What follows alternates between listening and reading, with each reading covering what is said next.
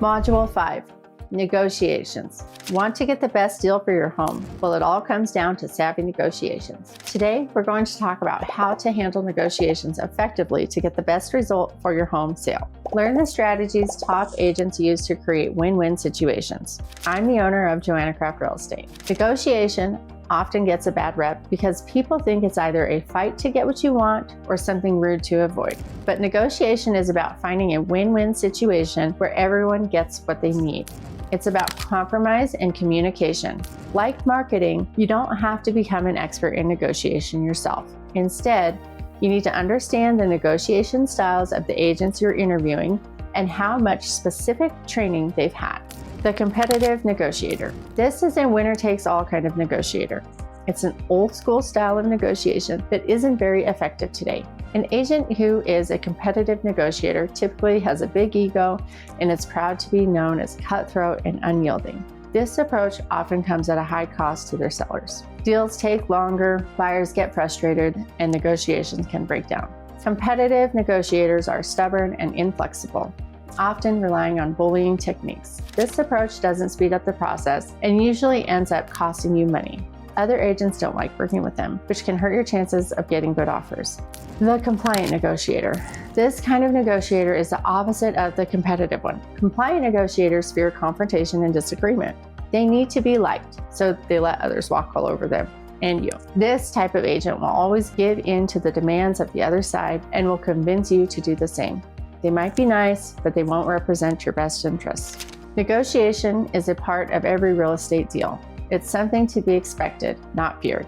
If your agent caves every time the buyer asks for something, they are not representing you well. Remember, if a buyer wants your property badly enough, they'll negotiate. The Collaborative Negotiator. The Collaborative Negotiator is prepared for negotiation and focuses on communication.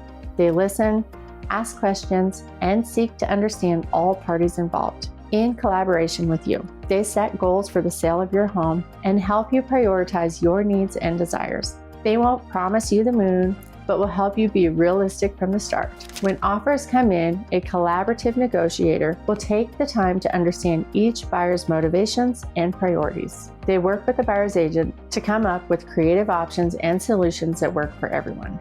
They compromise on small issues to allow great deals to go through and keep the situation calm during disputes. They won't let their ego or need to be right get in the way of getting the deal done in your best interest. To someone untrained in negotiation, the collaborative approach might seem weak, but it's actually the strongest and most effective approach you can take. Harvard teaches this approach in their negotiation courses. Skills for collaborative negotiation include effective verbal communication, great listening skills, rapport building, creative problem solving, assertiveness, and ethical persuasion. A collaborative agent will get you a better result and a smoother transaction than either of the other styles. Your job during negotiations. You also have an important role to play in negotiations. Your job isn't to deal directly with the buyer or the buyer's agent. Let your agent do their job and support them. Here's what you need to do. Number 1, remember your priorities. As you sell your home, you'll make decisions on many issues. Some will be important, others less so. It's easy to get caught up and lose sight of your main goals. To stay on track, keep your top priorities front and center. This will help you navigate any challenges and make informed decisions that align with your ultimate goals.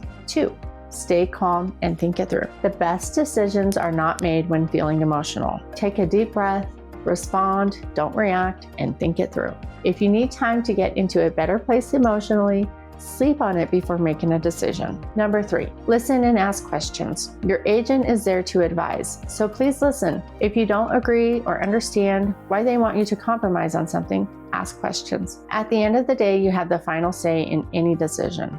Just be sure to get all the information you need to make a good one. 4, be clear. Your listing agent wants to negotiate on your behalf, so be as clear as you can. Keep communication open. If you don't like how the negotiation is going, tell them and explain why. Questions to ask your listing agent about negotiations. Here are a few questions you should ask your listing agent to understand their negotiation styles. 1, what negotiation skills and training courses have you taken? What credentials do you hold in them? Number 2, what is your best skill in negotiating? 3, what do you think are the most important aspects of any negotiation? That's it for this module on savvy negotiations. Thanks for watching. and I'll see you on the next module.